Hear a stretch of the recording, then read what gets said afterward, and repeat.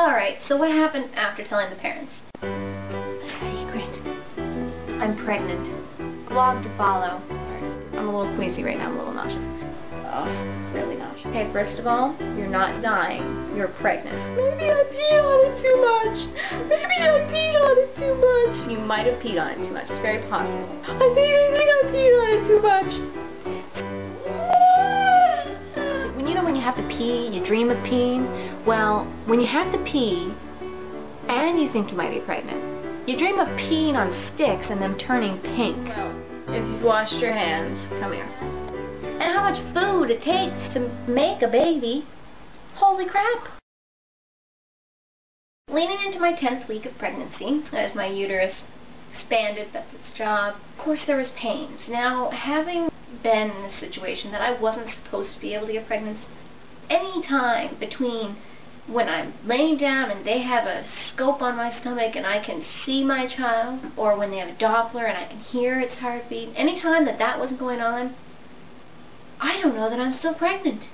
That's a very scary thought.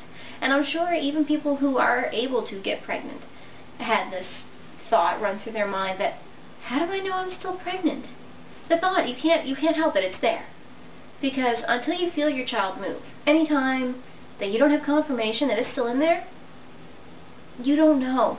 I started getting these massive cramps, related. Nothing, everybody says don't worry about it, and it wasn't like I, was actually concerned. But it makes you remember that I have no way of knowing. There's no window into my stomach. We don't come equipped with those. You just have to have a little faith. That's what David kept telling me. You just have to have faith. We then watched this documentary called The Business of Being Born. It's a pretty good documentary, basically comparing, C-section, natural birth, home delivery, water birth, you name it. It gives you, so that it is a bit biased because the person who was putting it together was, all about the natural home water birth. So it is a bit biased. But if you can remove that, it does give you some pretty decent facts that you might otherwise have been unaware of. Again, taking into account the fact that they're going to be more negative towards what they were not really into.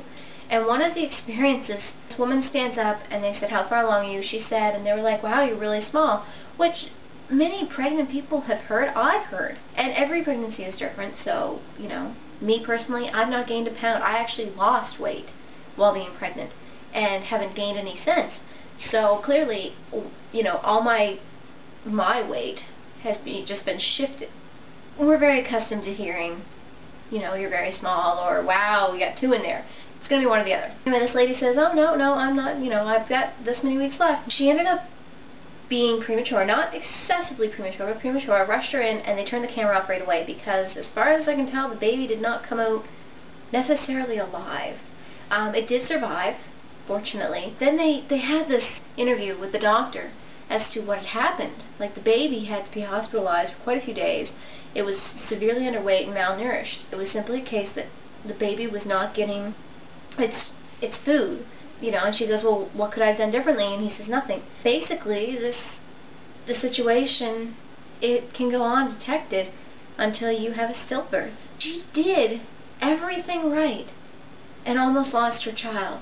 She went to all the appointments, she took all the pills, and she avoided all the other things. She did everything right and almost lost her child. And that's a very, very scary fact that most, if not all, women have to really embrace. And I'm sitting there and I started sniffling, and David was sitting in the dining room. I'd crawl up into his lap and he did this fatherly embrace, rubbed my back and said, you just have to have a little faith. Well, obviously we were fine. It was just the idea. If you're pregnant right now and you're stressing about not knowing if you're still pregnant between those visits, you're not alone. You're among many of us who you don't know. Keep your chin up. Hopefully everything goes normal for you as it did for me. And stay away from books about all the things that can go wrong with your birth and your pregnancy, because they just scare you. They're just scary. Stay away from like documentaries about birth defects and stuff, because you don't know. So don't. That's not cool. No, no, no, no. Men do not go to Blockbuster and rent a movie or a documentary about deformed fetuses and bad births, or there's one about giving birth to a 15-pound baby naturally. No. What you should rent, though, Baby Mama. Hilarious. 9 Months. Junior. There's plenty of baby movies out there to enjoy. If you want some more, I think I have a few more. This has been a bwings production.